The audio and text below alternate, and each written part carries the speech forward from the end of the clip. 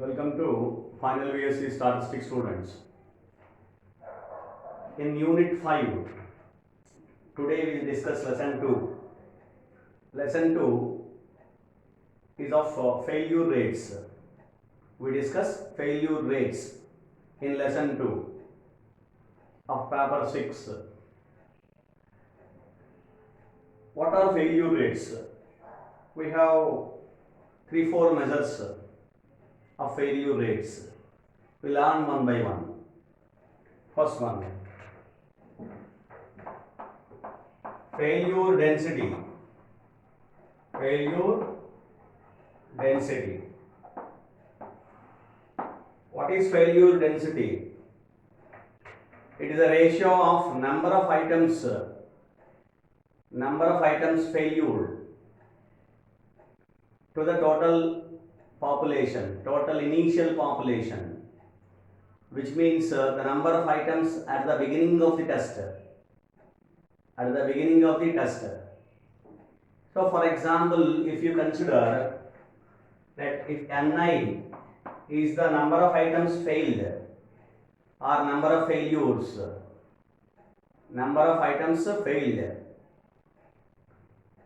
that is during a particular ith unit interval, that is what I specified I, during a specified interval, ith interval, and if you consider N, total initial population, initially at a particular time period, this was the number which specifies the production, the total number of items initially at a particular time period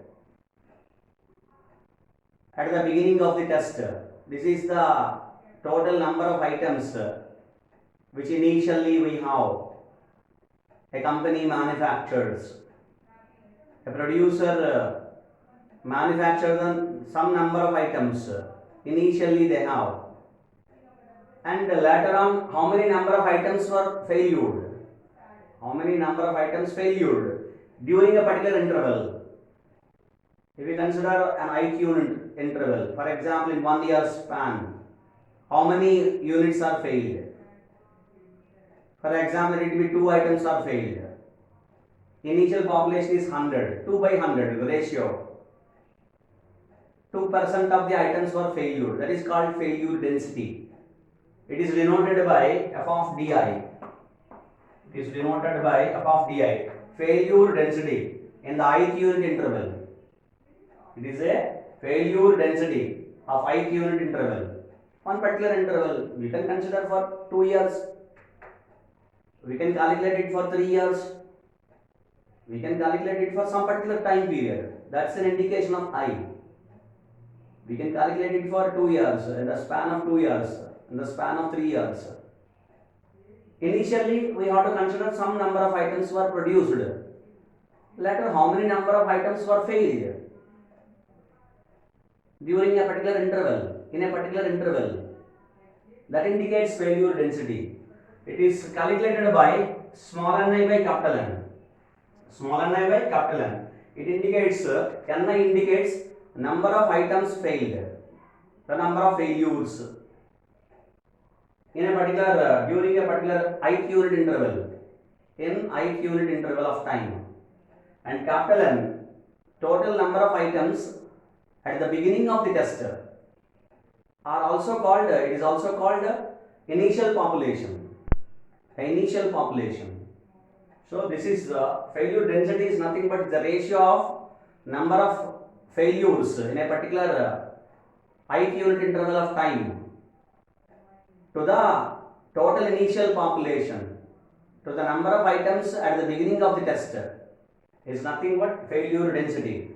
This is the one of the rate, failure rate, the first initial definition, right? Second definition, failure rate or hazard rate. It is also known as hazard rate.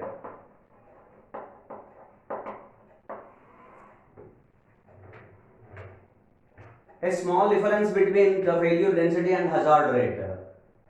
The hazard rate we consider in the ratio, instead of the initial population, we consider the average population. Instead of the initial population, we have considered in the formula f of di is equal to ni by capital N. Instead of capital N, we consider the average population in two particular time intervals. The population, that is the number of items which we consider initially at the beginning of the test, for which you consider now the average population, that is for two consecutive time periods. We consider the production, the number of items, the total number of items produced by the company in two consecutive time periods, two continuous time periods. For example, the production of this month and the production of next month,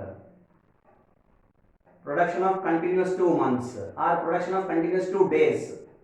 First day production, let it be 1000 items produced.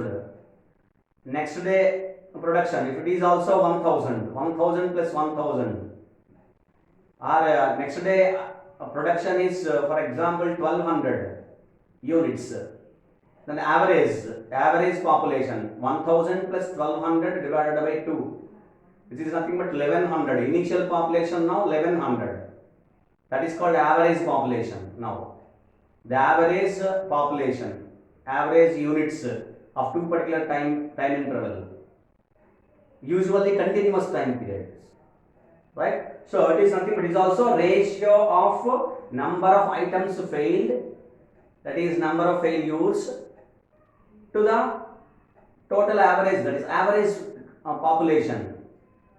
population during the same time period, during the same time interval, during the same particular time interval. So that is for example, you consider ni is the number of items failure during a ith interval, during a particular ith interval. And then if you consider the average population is ni plus 1 divided by 2, this is the average population. Ni is during a particular ith interval of time, how many number of items initially at the beginning of the test, and then ni plus 1 is nothing but number of items which are available at the next interval of time. At the next interval of time, I plus 1, that is the reason why we have indicated clearly I plus 1th interval, why I plus 1th the time period. If this is first day's production, this is next day's production. If it is of 1 month production, this is next month production. If first year production, this is next year production. Number of items produced. Average production we are considering. Average number of items during a particular ith interval of time. During the ith interval of time, that is I and I plus 1. The average you are considering. Hope you understand, right? So therefore, if you consider the failure rate is usually denoted by Zi, it is a ratio of these two. Is equivalent to be ni divided by small ni divided by ni plus 1 divided by 2. So it is a ratio of number of items failed, number of failure items, and to the average population, average number of items during a particular ith interval of time, average population. So this is called hazard rate, failure rate. This is very, very important.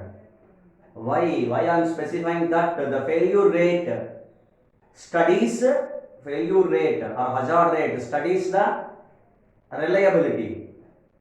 It explains reliability, how reliable a particular item or production, the quality of the item, the production of a particular company, which depends on failure rate.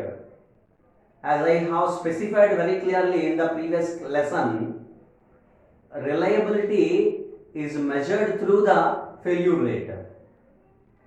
We study the failure rate, the rate of failure of a particular item, of a particular production. of production of particular items. So therefore, we study the failure rate.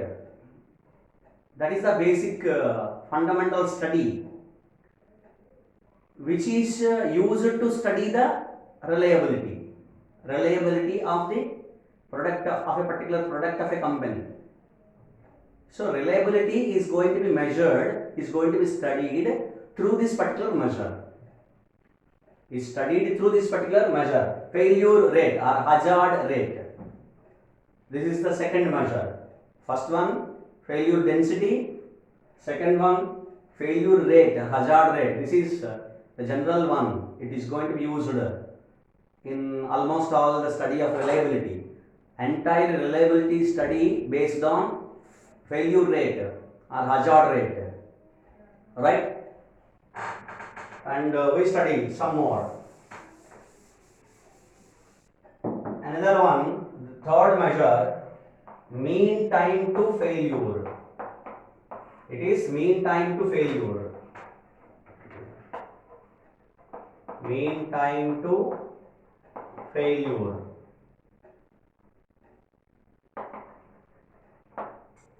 Mean time to failure. So what is meant by mean time to failure? The definition, the word itself, it speaks, the words in this particular terminology, it speaks clearly. It gives an average time of failure of a particular component or of particular items, of some items. What is the average time? The mean time, mean, average. What is the average time of failure? So if you consider, I convert into formula so that you can understand very easily. The formula depends on how much time it works and then failed. For example, company specified the warranty time period is 2 years, but it worked for a particular item, worked for 18 months. So it is failed, which means it was failed. Some another item was worked for 10 months, definitely it was failed. Some another item worked for some particular 380 days, then it was also failed because of 2 years span. It was specified as a warranty period. So therefore this is the reading, how to read out a failure rate, so that it is one such measure to calculate or to identify what is the average time, what is the mean time to a particular failure. Hope you understand the meaning of this. So that if you consider in a particular formation of formula, for example, first component, the time to failure for first component is T1. T1 is the time, you remember, it is a time to failure. First component is T1. And similarly for second component, time to failure is T2, and so on, nth component T capital N. So these are the time to failure of first, second, and so on capital N items or components or device or some particular specimen. So these are the time periods I have considered for total initial population at the beginning of the test. For example, you have capital N items. Then mean time to failure is going to be calculated by simple taking an average of these times. You will get the average. Whatso the average is obtained is nothing but mean time to failure. So therefore, it is going to be calculated by mean time to failure is going to be calculated by T1 plus T2 plus and so on plus Tn divided by capital N. that is which can also be written as summation I is equal to 1 to n capital N Ti divided by capital N. Hope you understand. So I'll explain in another fashion. For example, first item was failure. For example, the warranty period is 2 years. Electrical fan. For example, a company produces electrical fans, and they have specified that at minimum warranty period is 2 years. That is durability. That is what exactly the lifespan of the electrical fan they was specified. They specified as 2 years. Then, for example, T1 is a time period. It works for around 1 year. That is 12 months. If you can consider in months or you can consider year, that is 1 year.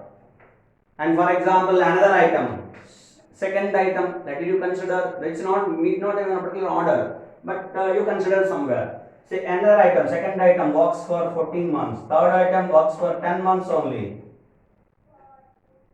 and so on. The nth item, it works something at 23 months, etc. Of n particular items. For n items, we have collected this particular data, and we have calculated the average time period plus 12 plus 14 plus 10 plus and so on plus divided by capital N, which gives us mean time to failure, average time to failure. It is not exactly we are specifying that every item is going to be failed. No, that is not we are mentioning here. Just we are calculating only for which items were failed. For those items only we are calculating this. Hope you understand. Need not to have all items need not to fail. May not be failed. So therefore only we are calculating for which items are failed. For those items which are failed, we are calculating mean time to failure. That is average time to failure of those particular belonging to those items which are failed. We are calculating that. That is called mean time to failure. The average time to failure of a particular group of items, of some items in a particular. That is the reason why we are specifying in a particular ith interval of time. For examples, in 1 year of span, if you have considered, then 100 items were failed out of a production, in a particular production of 5,000 items. We are giving the mean time, the average time to failure of 100 items. That is the reason why divided by 100. Hope you understand. This is an average time. It specifies average time. For example, 12 months, 14 months, 10 months, etc. The average time period which will be 30 months. So 30 months it works, average time. Failure components on an average it works 13 months. That is called mean time to failure. It is a study of failure items. It is a study of failure components. The time period of failure components. What is the average time to failure of those components of the product? Simply to specify, we are giving every information to the product. We are giving every information to the product only. Obviously, no particular hesitation on that. This entire study is for the 10%. For example, out of the total production, 10% of the production are going to be failed before reaching the warranty time period. Then our study is nothing but out of that is whatsoever the 10% of the production is going to be items of the production are going to be failed. Then the study is based on 10% of items. And what average of time period they are going to fail. That is this topic. Mean time to failure. Hope you understand. The next one. I'll tell you two more formulas for this. For example, mean time to failure.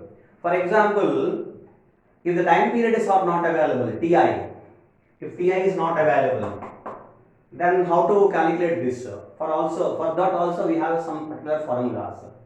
If time period is not available, then we consider how many number of items are failed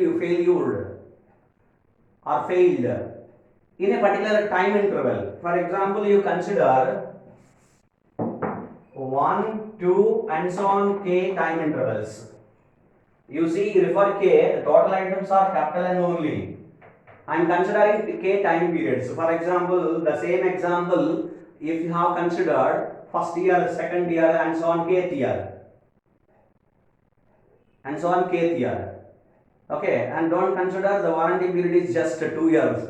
For example, you extend it for 15 years or 20 years. That you consider k time periods are 1 to and so on 10 or 1 to and so on 8, and then like you match it. You imagine some particular time period which is time to failure. Don't consider a particular time period which is not crossed the warranty time period. It is beyond the warranty time period. So therefore, you consider a time period which is failed before reaching the warranty time period. The failure occurs there. Logically, it is very simple to imagine, right? So therefore, some time periods I have considered 1, 2 and so on k, between one, that is before one particular 1 year or 1 month, let it be 1 month. You consider of 2 years of time span, that you consider first month, second month, third month, etc. Okay, and so that before reaching 1 month, how many number of items are failed? Let it be 4. And before reaching, and between 1 to 2, 1 month to 2 months, the number of items failed are let it be 5. Between 1 to 2 to 3, the number of items failed were 8. Between 3 to 4, number of items failed are 2, etc., etc. Then we can calculate the time period. The average time period also can be obtained. You see, logically it is very correct. That's you see here in the month, how many number of items are failed in before reaching 1. On average, you will get it. How many number of items were failed before reaching one particular time period? That is 1 month. 4 into 1. That is 4 months on average. On average, you see, you are getting the time period. That is time. What is the average time to failure? You are approaching that. 4 into 1, 4 months. This is units. This is failure number of units failed, but this is period, time period. 4 into 1, 4. Plus 5 into 2, 10. So 10 months. Plus 4 months. And 8 into 3, for example 24. And 2 into some 4, 8, etc. Now you are getting time period. Average time period you are getting for all the failure number of items. For all failure items, we are getting now time period.